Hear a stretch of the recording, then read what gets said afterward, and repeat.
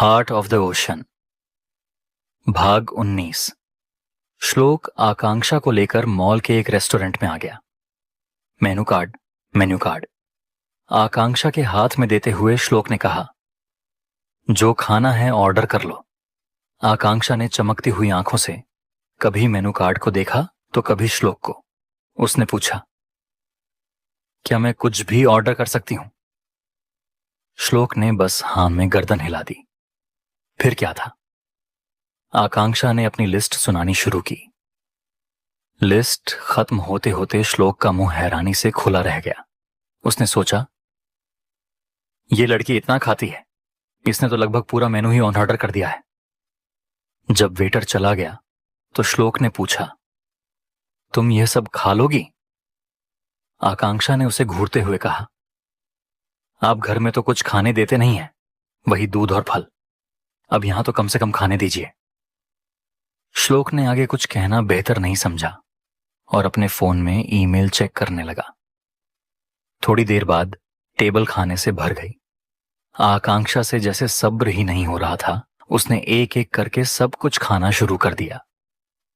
श्लोक अपनी कॉफी पीते हुए बस उसे देख रहा था। तभी आकांक्षा को एहसास हुआ कि उसने श्लोक को पूछा तक नहीं। वह जूस पीते हुए बोली, आप भी खाइए ना। श्लोक ने मजाकिया अंदाज में कहा, अच्छा, तो तुम्हें याद आ गया कि मैं भी यहां हूं।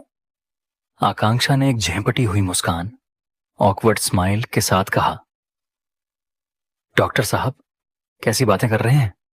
आप ही तो मुझे यहां लाए हैं, मैं आपको कैसे भूल सकती हूं। लीजिए, खाइए। उसने अपनी चम्मच श्लोक की तरफ बढ़ाई। श्लोक अपनी सीट सरकाकर उसके करीब आ गया और उसकी प्लेट से खाने लगा। आकांक्षा उसे इतने करीब पाकर सहम गई और धीरे से बोली, आप यहां क्यों आ गए? अपनी प्लेट में खा लीजिए। श्लोक ने निवाला उसकी तरफ बढ़ाते हुए कहा, यह खाना ज्यादा टेस्टी है। श्लोक की बातों से आकांक्षा का दिल तेजी से धड़कने लगा और उसने नजरें झुका लीं। खाने के बाद वेटर आइसक्रीम लेकर आया। आकांक्षा उसे ऐसे देख रही थी जैसे अभी चुरा लेगी। श्लोक मुस्कुरा उठा, वह तुम्हारी ही है, कोई छीन नहीं रहा। आकांक्षा ने आइसक्रीम खाते हुए कहा, आपको पता है, वे लोग हमेशा मेरे सामने आइसक्रीम खाते थे और मुझे कभी नहीं देते थे। एक दिन तो मैंने आइसक्रीम के चक्कर में बहुत सारे बर्फ के टुकड़े, आइस क्यूब्स खा लिए थे। फिर मुझे 3 दिन तक तेज बुखार रहा, पर उन लोगों ने मेरी परवाह किए बिना सजा के तौर पर मुझे 3 दिन तक और ठंडा पानी पिलाया, जिससे मेरी तबीयत और बिगड़ गई। आकांक्षा यह सब बहुत सहज होकर कह रही थी, जैसे वह भूल गई हो कि वह क्या बोल रही है। पर श्लोक की मुट्ठियां खींच गईं। हर बार जब आकांक्षा अनजाने में अपना अतीत खोलती तो श्लोक को लगता जैसे कोई हजारों सुइयां उसके दिल में चुभ हो रहा हो। उसे उन लोगों को जान से मार देने की इच्छा होती थी। तभी श्लोक ने देखा कि आकांक्षा के चेहरे पर आइसक्रीम लगी है। उसने नैपकिन उठाया और उसका चेहरा साफ करने लगा। आकांक्षा की नजरें श्लोक के चेहरे पर जा रुकीं। खिड़की से आती धूप में श्लोक के भूरे बाल सुनहरे चमक रहे थे। जब दोनों की नजरें मिलीं तो समय जैसे थम गया। तभी श्लोक का फोन बजा और दोनों ने नजरें फेर लीं। आकांक्षा के लाल होते गाल श्लोक की नजरों से बच नहीं सके। वापस घर पहुंचकर आकांक्षा जॉन और बाकी नौकरों के सामने किसी बच्ची की तरह अपनी नई ड्रेस दिखाकर पूछ रही थी, बताओ मैं कैसी लग रही हूं? जॉन ने मुस्कुराकर कहा, मैम आप बहुत ब्यूटीफुल लग रही हैं।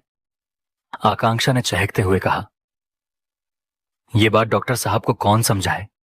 उन्होंने तो मेरे लिए ऐसे कपड़े लाकर रखे थे जैसे मैं कोई लड़का हूं। डॉक्टर साहब को कपड़े खरीदना आता ही नहीं है। पता नहीं खुद के लिए इतने अच्छे सूट कहां से ले आते हैं। शायद कोई और खरीदता होगा।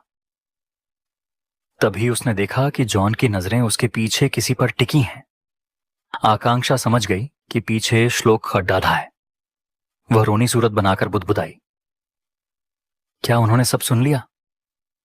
जॉन ने हां में गर्दन हिलाई और सारा स्टाफ वहां से गायब हो गया।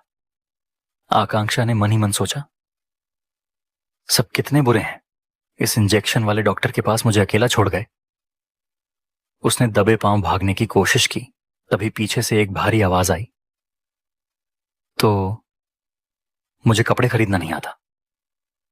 आकांक्षा ने आंखें बंद कर लीं और हकलाते हुए बोली, ना ना नहीं, मैंने ऐसा कब कहा। मैं तो कह रही थी कि आपकी पसंद, चॉइस सबसे अच्छी है। आप इतने हैंडसम हैं कि आप पर सब अच्छा लगता है। अच्छा, मैं बहुत थक गई हूं, आराम करने जाती हूं। और वह भागकर ऊपर कमरे में चली गई। श्लोक पीछे से मुस्कुराते हुए कमरे में आया, पर उसे वहां कोई नहीं दिखा।